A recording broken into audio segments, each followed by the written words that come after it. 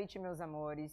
O Baitíssima Menegute de hoje está muito especial. Eu estou com uma mulher aqui a qual eu tenho muita admiração. Ela é uma pessoa muito atenciosa. Eu entrei nas redes sociais dela, deixei um recadinho falando que eu gostaria de entrevistá-la e logo ela me respondeu. O assessor entrou em contato comigo, Diego. Obrigada, Diego, pela atenção. E hoje ela está aqui comigo. Estou com a deputada federal Silvia Nobre Wayampi. Gente, o currículo dela é extenso. Eu vou deixar que ela se apresenta. Silvia, muito bem-vinda, meu amor. Eu que agradeço o convite, né? Eu sempre digo que eu acabei rompendo um ideal imaginário de uma sociedade, isso talvez assuste, mas eu digo que a ruptura com esse ideal imaginário que diz que para que eu seja eu mesma, eu sou obrigada a estar isolada, no meio do mato, vivendo uma vida como se eu estivesse em 1500, pelo fato de eu ser indígena. Mas não, eu não aceitei o que determinaram para mim, rompi com o ideal imaginário para provar para a sociedade que sim, eu sou tão boa quanto a outra sociedade, né, a sociedade urbana que vive nas cidades e nos grandes centros. E aí vem toda a história da minha formação, que realmente é bem extensa. A sua formação é maravilhosa. Deputada pelo Amapá, eleita, realizou grandes trabalhos, continua realizando, mas antes de ser eleita deputada, você já vem com um trabalho muito extenso. Conta um pouquinho pra gente. Bom, eu fui atleta profissional, né? Eu me tornei atleta após eu ter sido estuprada nas ruas. Então eu Quantos anos você tinha? Eu tinha 20 anos. E eu tentei correr e não consegui. Então, como qualquer mulher, eu culpabilizei as minhas pernas, porque eu tentei correr e não consegui. Então, todos os dias eu saía na rua após isso e corria. E com 2 meses eu fui convidada para ir numa competição, eu fui.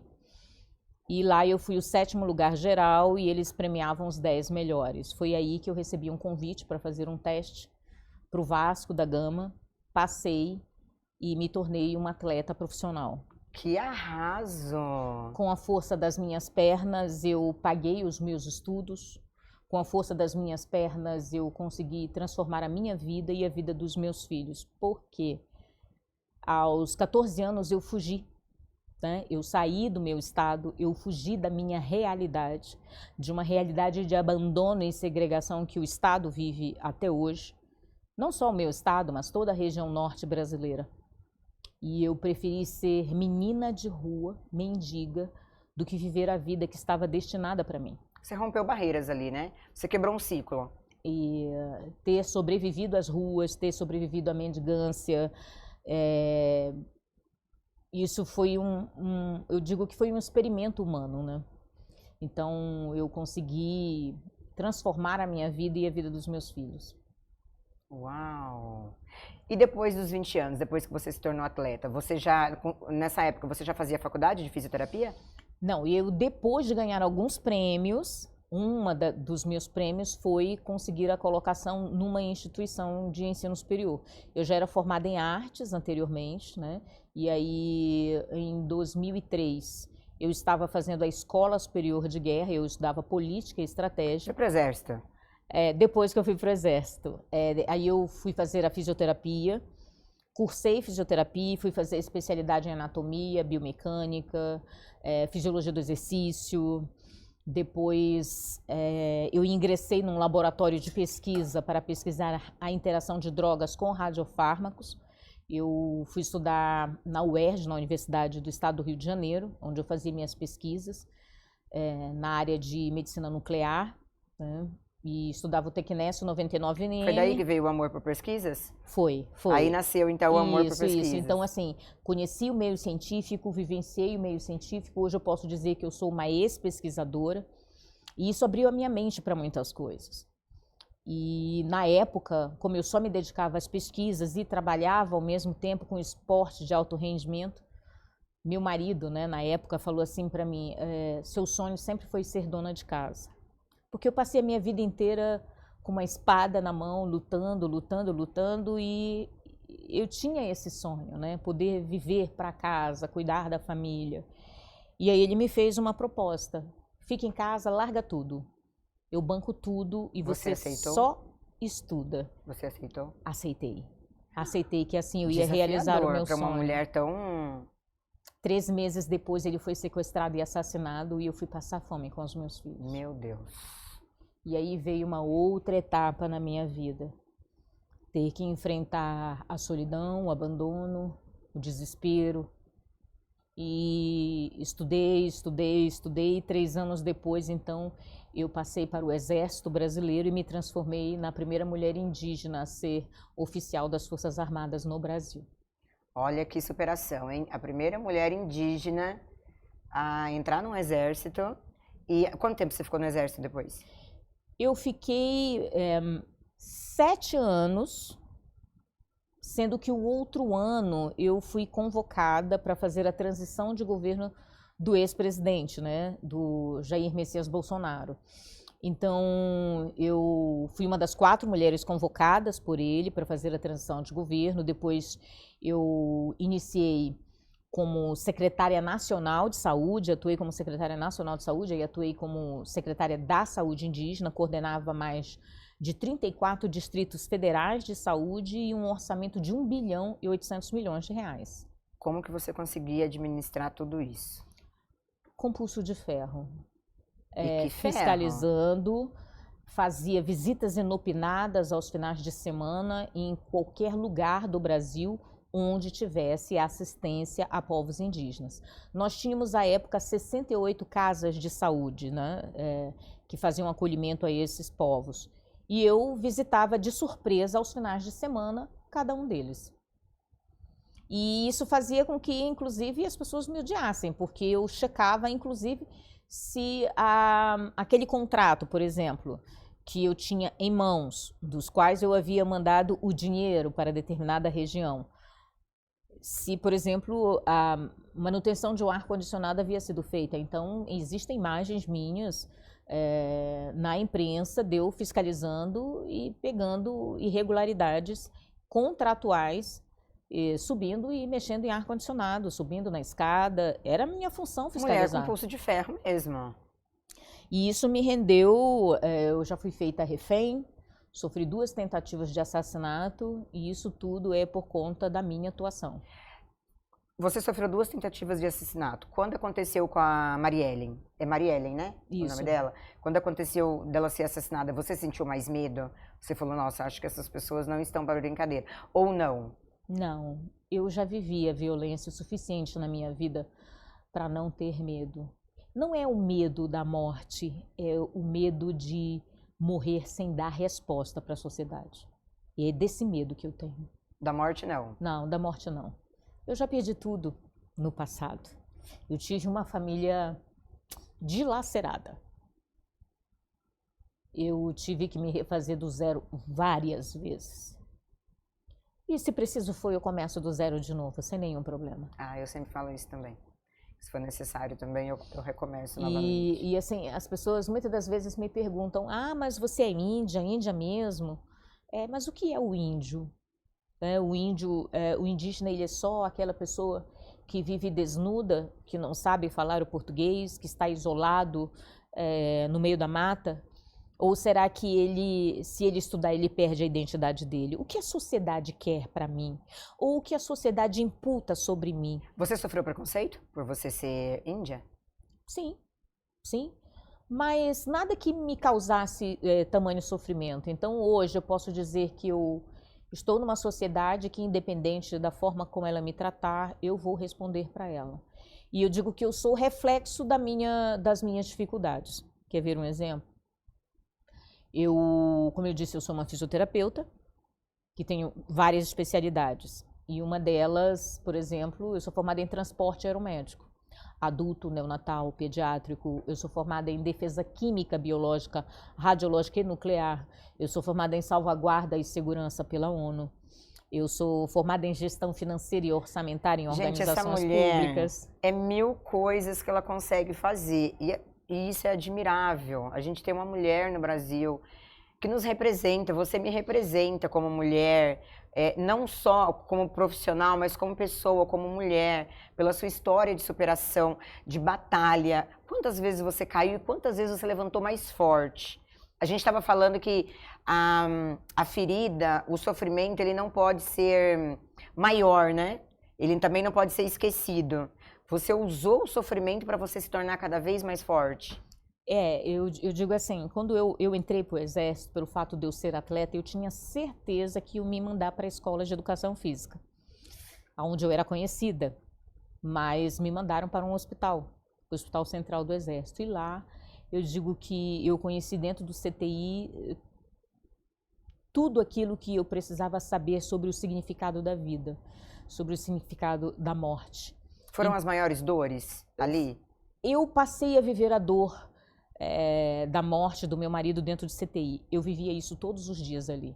Então, fazer com que o paciente voltasse para casa era como se parte do meu marido voltasse também.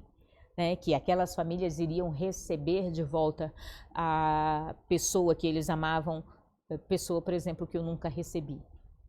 Então, eu entendi o valor, significado da luta pela vida e pela morte. E aí, nesse trabalho que você fez dentro da UTI, hoje a gente tem o projeto aí da lei da aprovação do aborto. Qual que é a sua opinião sobre isso?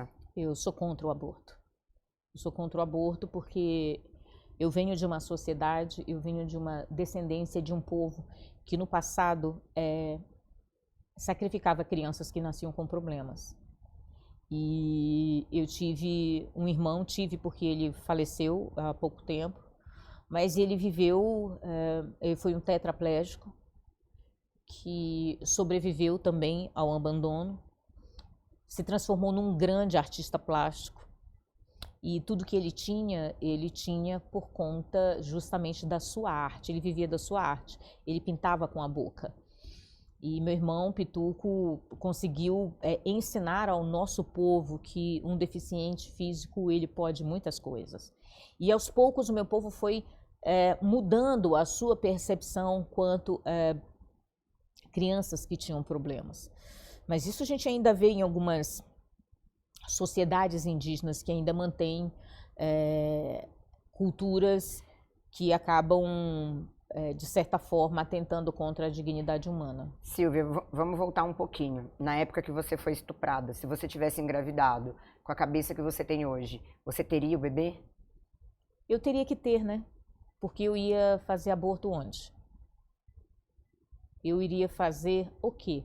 Se eu não tinha condições financeiras, eu não tinha condições sociais para fazer qualquer tipo de tentativa, mas eu acredito que as pessoas, aí eu digo as almas, não se trata de religião, elas têm algo para entregar à sociedade. Sim. E nenhuma vida pode pagar um preço tão alto que não tem culpa. Eu concordo com você. Continuando no assunto, então, que a gente está falando de aborto, vamos falar de crianças. Vamos falar da Ilha de Marajó, onde nós temos aí a ministra Damares, que tentou denunciar, tentou ajudar e foi calada por pessoas da mídia de alto escalão, que é colocada hoje. Como que você vê essa situação, Silvia? Você que é uma defensora da igualdade, eu não vou nem falar desse tipo de assunto, mas de todas as formas da igualdade, pelo que nós conversamos. Você luta por todas as formas de igualdade. Como que você vê isso? Porque isso é uma coisa que devasta o nosso coração, né? Ver as nossas crianças passar pelo que passa lá. Bom, primeiro eu quero fazer uma análise sobre aquilo que aconteceu com a Damares, né? A Damares, ela foi uma menina que foi estuprada durante muitos anos. E um dia ela quis morrer. Como qualquer mulher ou criança que perde a esperança na vida e que quer acabar com aquele sofrimento. Então ela subiu numa goiabeira para acabar com o sofrimento. E lá ela encontrou, segundo a crença e a fé dela, ela encontrou Jesus. Mas segundo a fé ou a crença de outra criança, essa criança poderia ter encontrado Papai Noel. Essa criança poderia ter encontrado uma santa, uma Maria de Lourdes, um anjo da guarda. Seja quem for que essa criança encontre para salvá-la, precisa ser respeitado quando nós, os entendidos, né, os donos da verdade, não estivemos lá para socorrê-la. Então, quando cada uma dessas pessoas que se manifestaram contra a Damares, não era contra a Damares, era contra uma criança que buscava ajuda. Pedia por socorro, né? Uma criança que pedia por socorro, e quando essas pessoas zombaram, não zombavam da Damares, zombavam de uma criança estuprada e desencorajavam outras crianças a denunciar ou a encontrar em mim ou em qualquer outra pessoa o seu herói da goiabeira, que poderia ser uma professora, poderia ser um professor, poderia ser um assistente social, um policial, uma pessoa pelo qual ela pudesse dizer: ei, me socorre. É verdade. Então eu digo hoje para as pessoas, eu sou também esse herói da goiabeira. Porque se alguma criança precisar de mim, eu vou estar lá para segurar a mão dela e dizer: não, você não precisa mais sofrer com isso, eu estou aqui. Sabe? E isso, analisando bem tudo aquilo que aconteceu, e hoje, com tantos e tantos casos, tendo visibilidade, eu não vou dizer vindo à tona, né? Porque eles acontecem há anos naquela região. Há anos. Então, eu vejo muitas pessoas falarem assim: ah, não, mas naquela região as meninas começam cedo. Não, as meninas não começam cedo. Nem as meninas e nem os meninos não começam cedo. Elas são estupradas, elas são violadas, elas têm a sua infância roubada, elas têm a sua esperança extirpada de perto delas. São crianças que não têm esperanças e que acreditam que não existirá socorro. Então elas pensam: tudo bem. E aí quando vem alguém tentando calar, alguém que está tentando ajudar, essa criança ela se sente pior. Foi igual você falou, ela não tem um herói. Ela não tem um herói. Ela não tem quem faça nada por elas porque elas perderam a esperança. E quem são essas pessoas que ajudam a tirar esperança de quem está sendo abusado sexualmente? Assim, é algo que me deixa muito emotiva, porque eu vivi essa dor. Eu vivo a dor de crianças. Eu vi a história de crianças com 52 dias que foram estupradas. Meu Deus.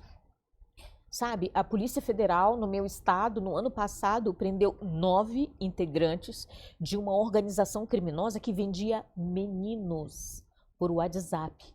Meninos de 2 anos que eles vendiam para serem abusados sexualmente. Meninos.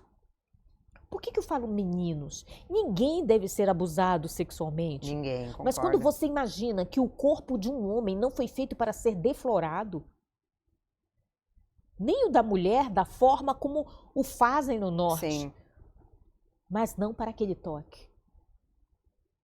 E ver que existem organizações que lucram com isso e pessoas que fazem de tudo para não ver. Não, eu vejo.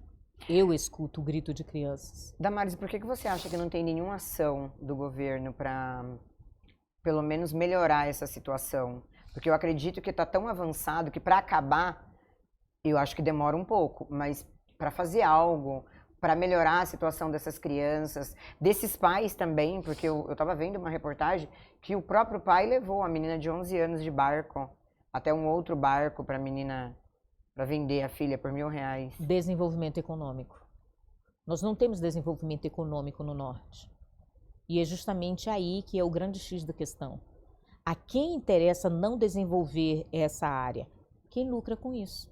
Por exemplo, organizações não governamentais lucram, criando uma narrativa de que aquela região, a região norte, precisa ser preservada, não pode ser explorada, você não pode desenvolver economicamente, porque você precisa manter aquela região para as nações futuras.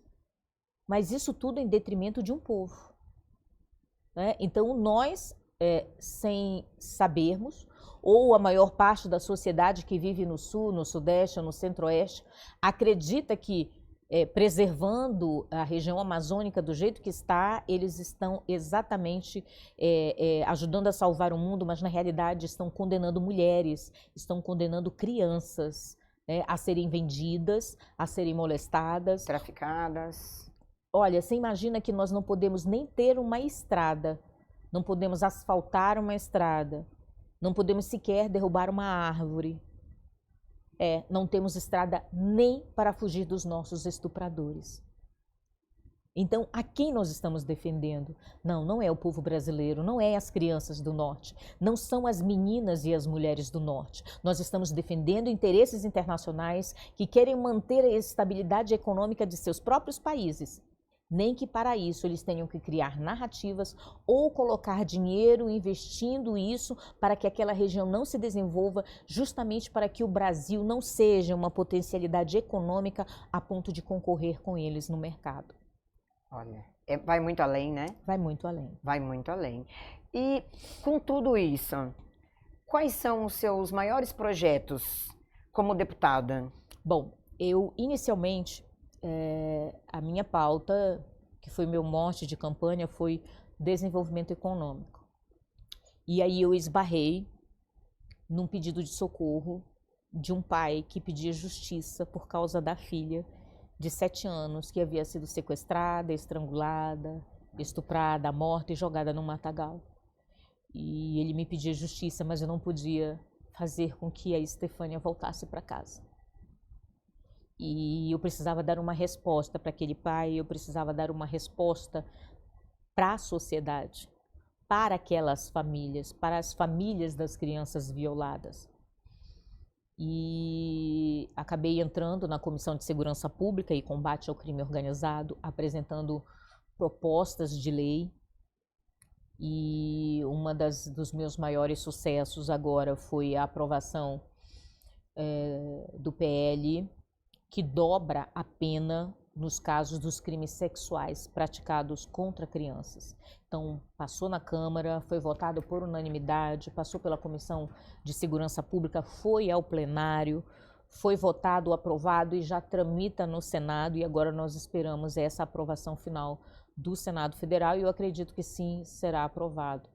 E tenho outros projetos também, como, por exemplo, não permitir que estupradores de crianças tenham direito à progressão de pena. Como assim? Se ele foi condenado a regime fechado, ele não vai jamais para o semiaberto.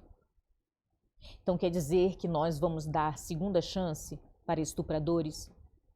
Exato. E isso aí, quando você fala de estupradores, eu vou citar um exemplo, você me fala se você concorda ou não. Temos aí o jogador Robinho, que foi preso, acusado de estupro. E o Daniel, lá na Espanha, né? Se eu não estou enganada, é isso? Ele pagou uma fiança milionária, ele está solto. O Robinho está preso. Quando a gente fala de estuprador, a lei ela deveria ser unânime, né? Porque se você coloca na rua, se tem uma fiança, ele vai fazer de novo. Você concorda com isso? Concordo. Mas eu estou lutando por esses vulneráveis, por aqueles que não têm voz, por aqueles que são abafados, como crianças que não podem se defender.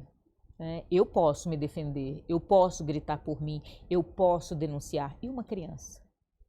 Então, a minha prioridade são as crianças agora.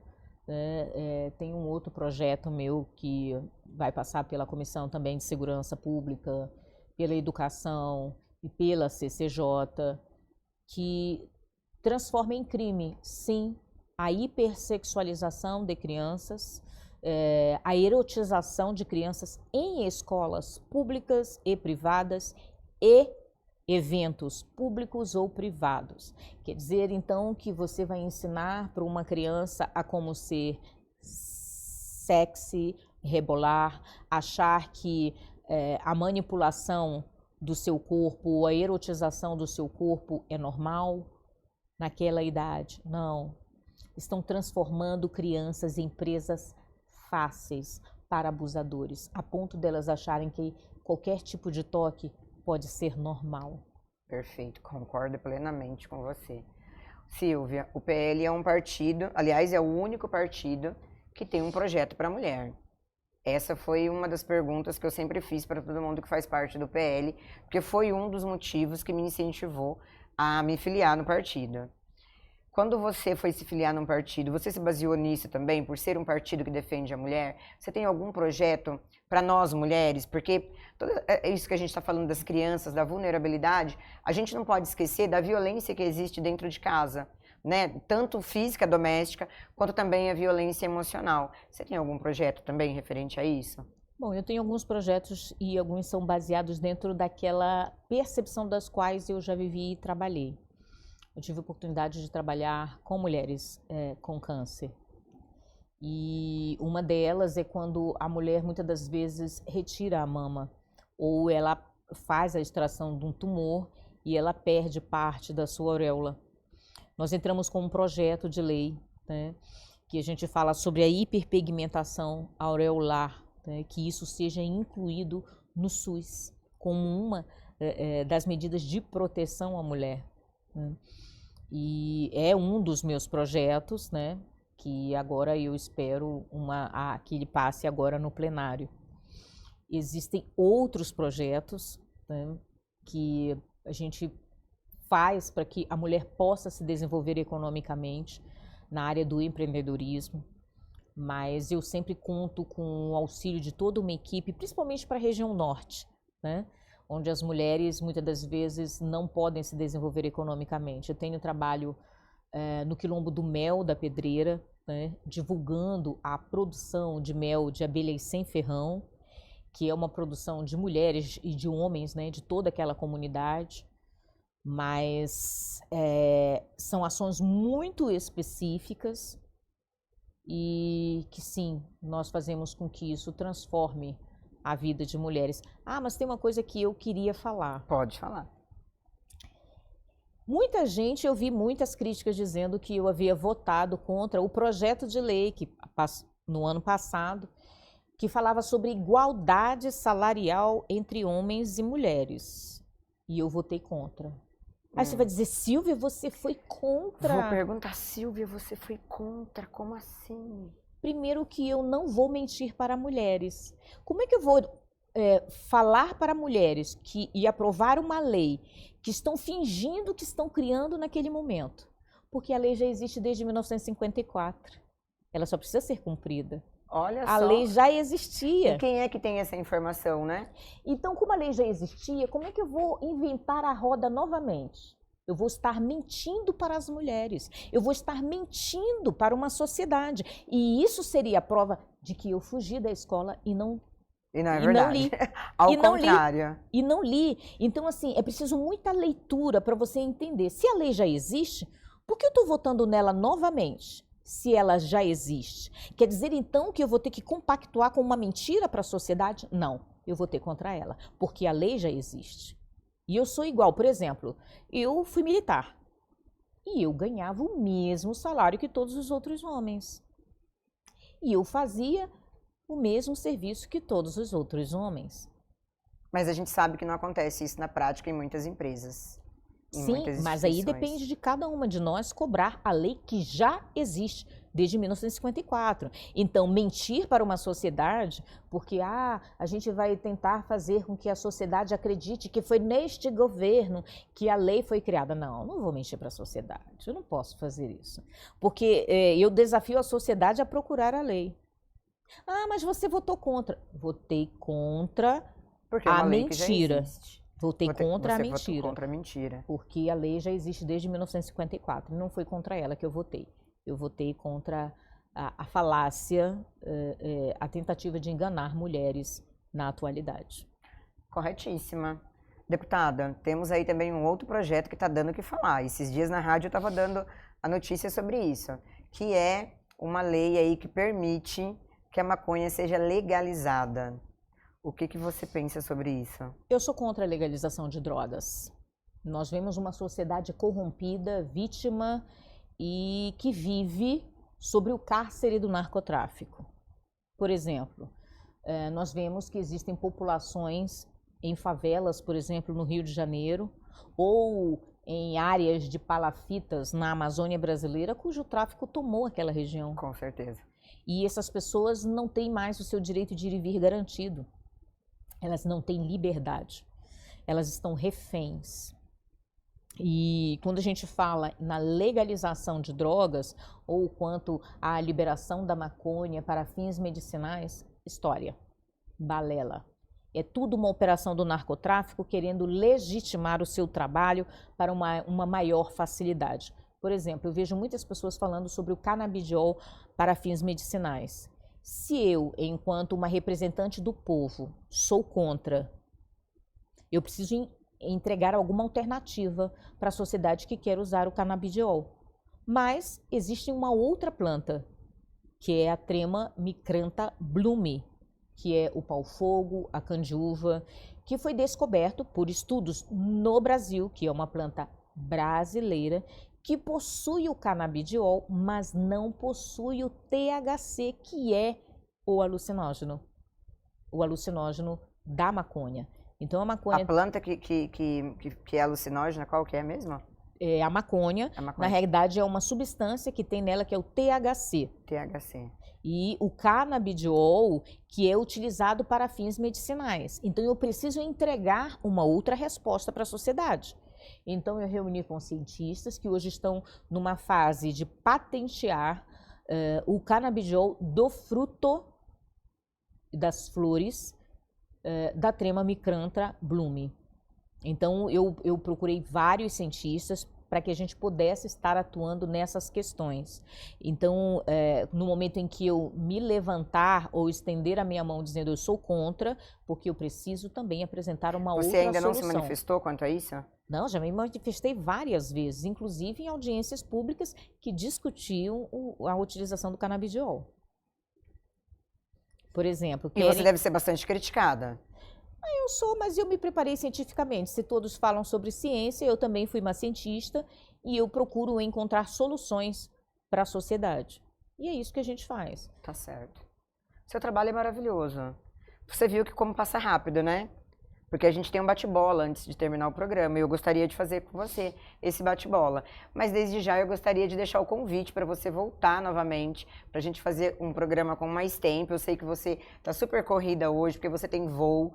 Você mora no Amapá? Moro no Amapá e trabalho em Brasília. Aliás, eu moro nos dois, né? Mas olha a minha honra, gente, de receber aqui a deputada para gravar essa entrevista, mesmo na vida corrida que ela tem. Eu me sinto muito honrada, fico muito agradecida a você, ao Diego, que conseguiu, que eu fiquei lá semanas pedindo para ele essa agenda. Vamos fazer um bate-bola? Bora. Então vamos lá. O maior sonho da sua vida? Ser exemplo para o meu país. Nossa, não tem nem como eu responder hoje junto esse bate-bola, hein? Um sonho realizado? Hastear a bandeira do meu país. Borel, eu estou passando mal aqui com esse bate-bola. Um segredo da sua adolescência? Superar a mim mesma, rindo das minhas próprias dificuldades. O trecho de uma música que marcou a sua vida? Tenho desejos de a vê-la em pranto, magoá-la tanto com a minha ira, e em soluços vê-la rastejando, chorando e gritando, tudo foi mentira. Ah, Nelson Gonçalves, e ela tem a voz linda. Dele. E a sua voz é linda. O que você não suporta, Silvia? Eu não suporto mentira. O que você não faria novamente? Difícil responder. Algo assim que você lembra e fala, não, isso eu não faria. O que eu não faria? Bom, eu vou falar então aquilo que eu nunca fiz. Tá. Né? O que eu não faria? Abandonar os meus filhos. Nossa, tô falando, hoje não tem como eu responder junto, gente. Esse bate-bola eu sempre respondo, mas esse de hoje tá difícil. Uma estação do ano? Uma estação do ano? Verão. Aí eu já respondo com você, ó, inverno. O que é Deus para você? Deus, ele é cultural. Deus é expressão cultural de cada povo. Existem pessoas que acreditam que o seu Deus pode transformar vidas. Existem pessoas que acreditam que o seu Deus pode ajudar vidas. Eu descobri isso estudando teologia. Não é sobre religião, né? Não é sobre fé. É sobre fé. Exatamente. Você se considera uma pessoa... eu tenho várias coisas para falar para você, mas eu vou deixar você responder. Eu sou uma menina com uma roupinha velha, sem botão atrás. Ia fazer eu chorar.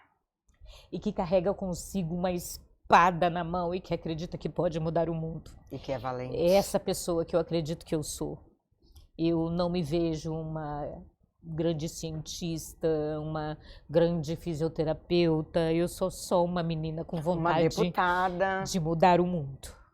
Hoje, deputada federal. Que linda e muito admirada. O que você mudaria no mundo? Corrupção. A corrupção mata, destrói vidas e destrói uma sociedade. Verdade. Você prefere filme ou séries? Séries. Eu prefiro filme porque eu sou proibida de assistir séries. Qual o lugar que você não deseja conhecer? A Juliana é muito inteligente para essas perguntas.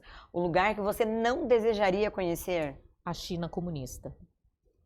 Olha, eu sempre falei o inferno, mas eu vou concordar com ela hoje, gente. Eu também não gostaria de conhecer a China comunista, não. Qual a rede social que você mais utiliza? Atualmente o Instagram. O Instagram? E qual o arroba que você mais olha? Já no Instagram. De pessoas? Assim, aquele secreto, aquele que... Que eu sempre olho? Jair Bolsonaro. Somos duas, eu também olho bastante. Eu olho bastante. Agora eu vou te fazer uma pergunta aqui no Bate-Bola, que através de uma música, essa pergunta se tornou, como que eu vou dizer, unânime. Aonde eu vou, todo mundo fala assim, Tícia, eu quero fazer o Bate-Bola com você para eu responder a pergunta. Algum bandido já roubou o seu coração e você teve que buscar de volta? Falar, não, devolve aqui, que esse coração é meu e eu vou entregar só para a pessoa certa. Gente, bandido mesmo, não vou dizer que seja bandido. Eu conheci uma pessoa... eu acho que a verdade, ela está acima de tudo. E uma vez um político, antes de eu ser política, de eu estar na política, ele falou para mim assim, Silvia, eu não sou santo, mas eu não vou fazer nada contra você. E teve um outro que falou assim para mim, eu não sou santo, mas tá tudo bem, se você vai tentar mandar me prender, manda me prender. E eu posso dizer que naquele dia essas pessoas ganharam o meu coração e o meu respeito porque elas assumiram aquilo que elas eram. E eu os admiro pela verdade. Mesmo sendo pessoas de uma índole do qual eu não aprovo. Mas foi a verdade que me cativou. Então um bandido roubou, mas você deu um jeitinho, né? Digamos assim, né? Eu não concordo com nada do que eles faziam ou fazem, mas o meu coração a mim pertence. Olha, eu também. Já tentaram roubar o meu. Eu fui lá, peguei e falei, devolve aqui, que não dá não, gente. O coração é meu, me pertence também.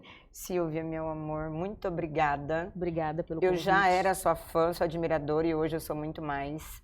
Mas essa entrevista não pode ficar só aqui, nesses poucos minutos que nós tivemos. Eu te convido para voltar, para a gente ter um novo bate-papo, porque a gente tem muito o que conversar ainda. Eu vou voltar, é só convidarem. Muito obrigada, meus amores. A gente vai ficando por aqui e até uma próxima. Um beijo, fiquem com Deus.